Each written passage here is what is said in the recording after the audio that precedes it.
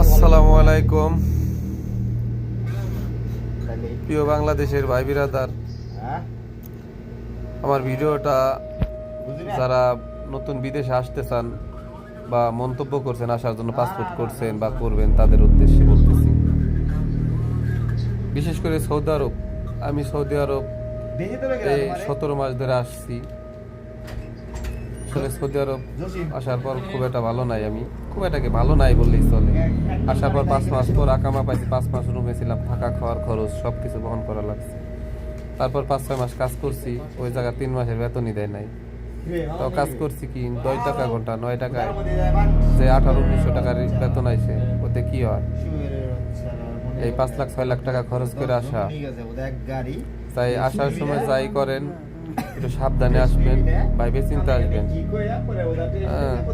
আর যারা কাজ জানে তাদের জন্য কিছু কাজ আছে, নতুন কোনো কাজ নাই। তারপরে এই সৌদি আরব কিন্তু 1 বছর ধরে, এই 1 মাস ধরে কোনো আকামা হইতেছে না, পুরো আকামা বন্ধ। ঠিক আছে, কোনো আকামা হইতেছে না। আসার পরে আপনার আকামা পাবেন কিনা, কেউ দালালের কথার মায়ে পড়েন না। ঠিক আছে, একটু যাচাই বাছাই করে আইসেন। ঠিক আছে, যে আমি আবার রুমে 3 মাস যাবো, রুমে 5 লাখ টাকা আসবেন, কানবেন এলো ভাব, কানবেন এলো ভিড়ি। আপনার তো কানবেন আইসে, বাড়ির লোক পেশায় কানবে। ঠিক আছে, এই যে মনে করেন, এই যে দেখেন আমরা রুমে 16 জন লোক আছে, কারো কাজ নাই। 16 জন লোক, কারো কাজ নাই। এই যে দেখেন অবস্থা।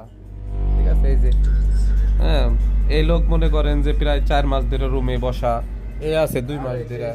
ঠিক আছে, আর এর আসলে এর এমনই অবস্থা, খাওয়ার টাকাটা পর্যন্ত নাই, বুঝছেন? এই এদিক ওদিকটা ধার দিনা করে কত চলবে? এই আছে রুমে সবাই টাকটুক খাওয়াইতেছে। এই আমি মনে করেন যে রুমে কতদিন বসা, কাজ নাই, ই নাই। আকামা করে কপিলে টাকা দিছি, এখনো আকামা দেয় নাই, হইতেছে না, আকামা বন্ধ। ঠিক আছে, আকামা হইলেও প্রায় 18,000 রিয়েলের আকামা হইতেছে।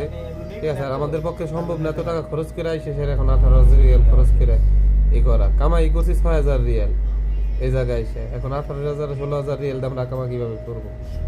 ঠিক আছে, এই যে রুমে মনে করেন বাড়ি থেকে টাকা আনি, এদিক ওদিক চাওলাত বিলাত করে টাকা আনি, খাই দাই, এই রুম ভাড়া দিই। আবার কাজে যাইতেছি, সে জায়গাতে মনে করেন কাজ যাবো, সে জায়গা তো নিশ্চয় টাকা পাবো কিনা, কারণ 3 মাসের স্যালারি এক জায়গা পাবো অলরেডি, দেয় নাই, দিবে কিনা তাও সন্দেহ, বুঝছেন?